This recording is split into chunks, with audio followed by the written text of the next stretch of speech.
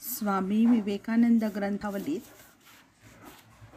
कर्मयोगाबद्दल सांगताना विवेकानंद म्हणतात की अनासक्त राहून कर्म करा. म्हणजे वरवर भासणारा कल्पित अहम निघून जाता क्षणीच आज दुःख अमंगलाने परिपूर्ण भासणारे हेच जग स्वर्ग बनून जाईल. अवघा संसार परमानंद पूर्ण वाटू लागेल. सर्वच मधुमय दिसू लागेल. प्रत्येक व्यक्तीचे मुख कमनीय आहे असाच बोध होईल. हीच कर्मयोगाची परमगती आणि हीच त्याची कर्मजीवनातील पूर्णता वा सिद्धी. जे भिन्न भिन्न योग असतात ते परस्पर विरोधी नाहीत, तर त्यातील प्रत्येक शेवटी आपल्याला त्या एकाच पदास पोहोचवतो आणि पूर्णत्वाचा लाभ करून देतो.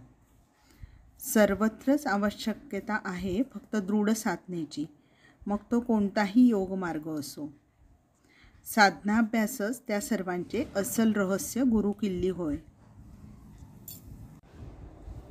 प्रथम श्रवण, नंतर मनन, तदनंतर साधनाभ्यास, आणि ही सर्व प्रत्येक योगाला लागू आहेत. आधी त्याविषयी ऐकावे लागेल आणि मग सारे समजून घ्यावे लागेल. एकदम न समजणाऱ्या कितीतरी गोष्टी पुन्हा पुन्हा श्रवण आणि मनन किंवा चिंतन केल्याने स्पष्ट होऊन जातील. सर्वच गोष्टी एकदम आकळता येणे फार कठीण असते.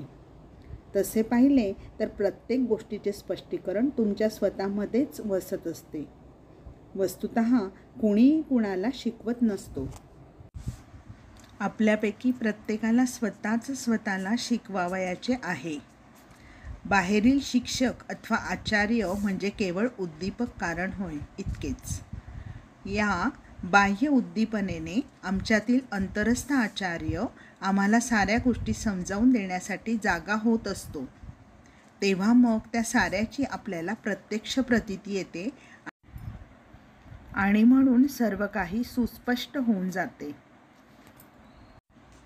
असे झाल्यास मग आपल्याला स्वतःच्या आत्म्यामध्ये त्या साऱ्या तत्वांचा अनुभव येईल आणि ही अनुभूतीच प्रबल इच्छाशक्तीत परिणाम पावेल.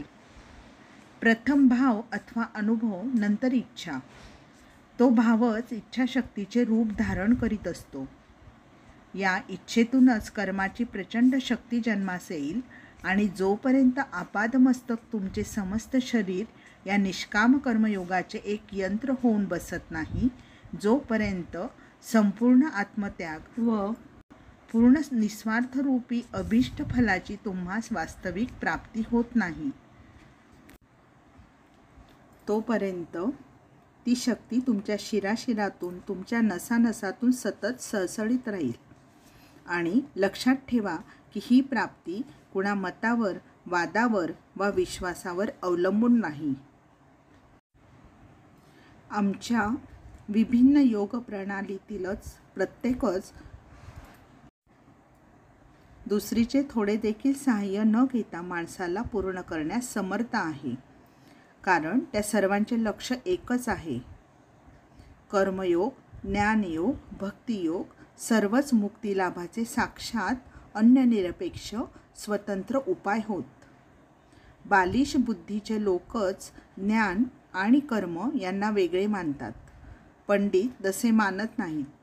जे ज्ञानी असतात, खरे पंडित असतात, त्यांना अवगत असते की वरवर पाहता वेगवेगळे भासत असले तरीसुद्धा अंती ते साधकाला एकाच लक्ष्याप्रत घेऊन जात असतात आणि ते एकमेव चरम लक्ष्य होय, पूर्णत्व.